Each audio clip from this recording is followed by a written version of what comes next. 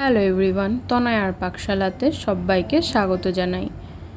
গরমকালে বাজারে কিন্তু এই সবজি এখন হামেশাই দেখা যাবে, কিন্তু তার যদি নিত্য রকমভাবে খাওয়া যেতে পারে, মানে পদের যদি কোনো রকম ভ্যারাইটি হতে পারে, তাহলে আর মন্দ কি। তাই গরম ভাতে যদি এইরকম একটা রেসিপি পাওয়া যায়, তার জন্য ভিডিওটি পুরো দেখতে হবে। যারা ফার্স্ট টাইম চ্যানেলটা ভিজিট করছো তাদের কাছে অনুরোধ রইল, চ্যানেলটা সাবস্ক্রাইব করো, পাশে থাকা বেল আইকনটি প্রেস করো, যাতে নতুন নোটিফিকেশন তোমাদের সামনে চলে আসে। কমেন্ট সেকশন খোলা রইল, প্রত্যেকে কমেন্ট করে জানিও যে তোমাদের কেমন লাগলো। আজকের রেসিপি পটল ডিম ভাপা। এর জন্য দেখো এখানে আমরা নিয়েছি পটল, যেগুলোকে গাটাকে শুধু একটুখানি চেঁচে নিয়েছি ভালো করে, খোসা ছাড়ানোর কোনো প্রয়োজন নেই। এবার চামচের মাথা দিয়ে এইভাবে কিন্তু গোল গোল করে ঘুরিয়ে কিন্তু ভেতরে আমাদের একটা খোকলা বানাতে হবে, অনেকটা বলতে পারো দোরমার কায়দায়। সেই জন্য দেখো এটাকে এইভাবে খোকলা করে ভেতরের পাটটাকে বের করে নিয়েছি এবং গাটাকে একটু চেঁচে নিয়েছি। বটি বা ছুরি যে কোনো দিয়েই তোমরা করতে পারো, যেটাতে তোমাদের সুবিধা হয়। তো চলো তোমাদের দেখিয়ে দিলাম কিভাবে এটা করতে হবে। তো এই অংশগুলোকে আমরা ব্যবহার করব না, এগুলোকে রেখে দেবো। এবার এগুলোকে ভালো করে ধুয়ে কিন্তু দেখো একটা বাটির মধ্যে এইভাবে সাজিয়ে নিচ্ছি। তোমরা চাইলে তোমাদের মতন করে করতে পারো। যেহেতু এর মধ্যে আমাদের কিছু অংশ ঢোকাতে হবে ভেতরে, তাই জন্য এটাকে এইভাবে আমাদের কিন্তু দাঁড় করিয়ে রাখতে হবে। নইলে এর মধ্যে যদি এই লিকুইড ফোমটাকে আমরা দিতে যাই তাহলে কিন্তু হবে না। তার জন্য কি কি দরকার চট করে দেখে নাও। নিয়েছি একটা স্টিলের মগ, তোমরা চাইলে বাটিও নিতে পারো। এবার ডিম ফাটিয়ে নিয়ে এখানে কিন্তু সাদা যে পাটটা থাকে সেটাকে আমরা নেব না, নেব শুধুমাত্র হলুদ যে কুসুমটা থাকে সেটাকে। ডিমটা আমাদের এটা ফেটে গিয়েছে পুরোটাই, যেহেতু সেই জন্য এটা আলাদা করতে পারিনি, কিন্তু বাট পরেরগুলোকে কিন্তু আমরা সুন্দরভাবে আলাদা করে নিয়েছি।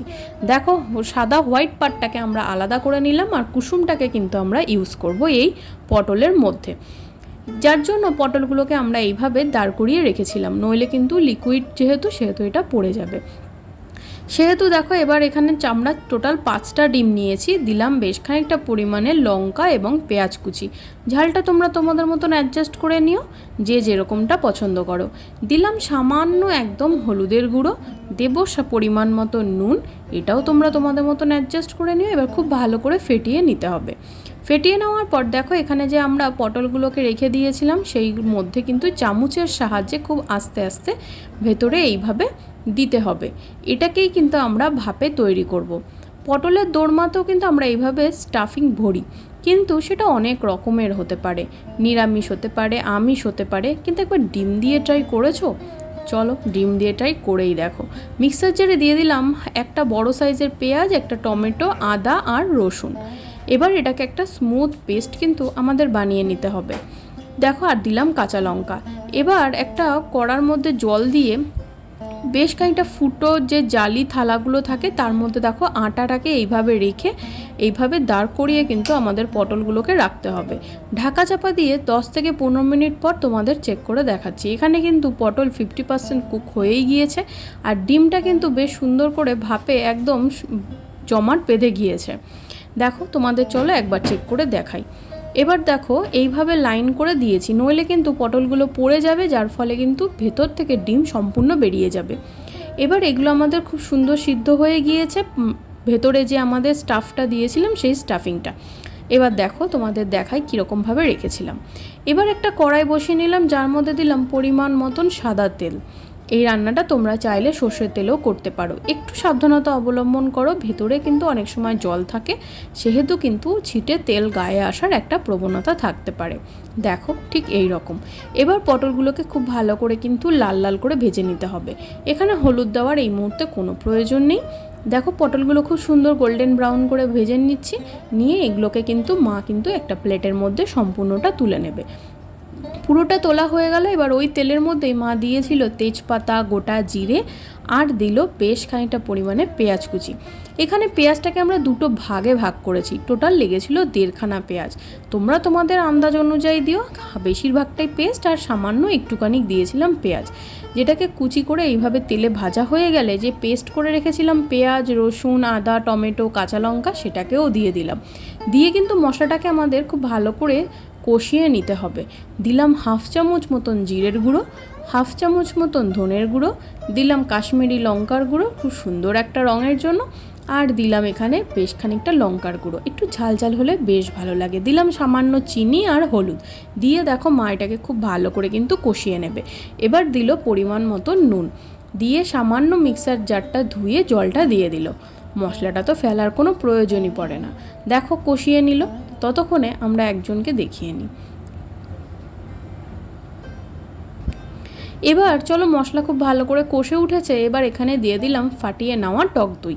এখানে আমরা 3 চামচ মতন দিয়েছি টক দই, তোমরা তোমাদের মতন অ্যাডজাস্ট করে দিও।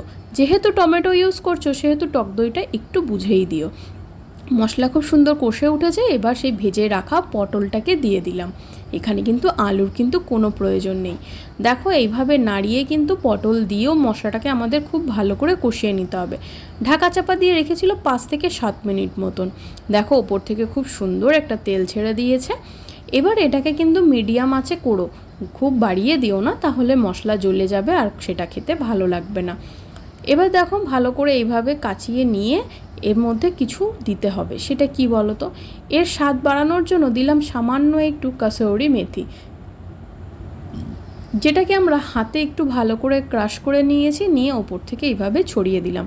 সামান্য একটু গরম জল দিয়ে আবারও কিন্তু এটাকে 2 থেকে 5 মিনিট মতন কষিয়ে নিতে হবে মশলা দিয়ে।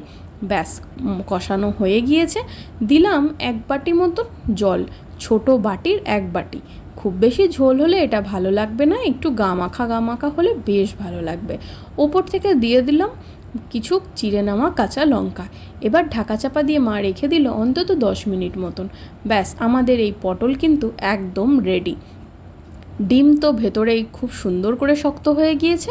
এবার ওপর থেকে দিয়ে দিলাম 1 চামচ মতন ঘি, আর দিলাম সামান্য একটু গরম মশলার গুঁড়ো। ভিডিওটা ভালো লাগলো? বন্ধু বান্ধব আত্মীয় স্বজন বাড়িতে আসলে চট করে একবার এইভাবে পটল ভাপা খাইয়ে দেখো তো তাদের কেমন লাগে। অবশ্যই ডিম দিয়ে, বুঝতেই পারবে না যে ভেতরের পার্টটা ডিম দিয়ে করা, যদি তুমি না চট করে বলে দাও। এইভাবে সার্ভ করে নিল মা পুরো পটলটা। ভাল লাগলো পটল ডিম ভাপা রেসিপিটি?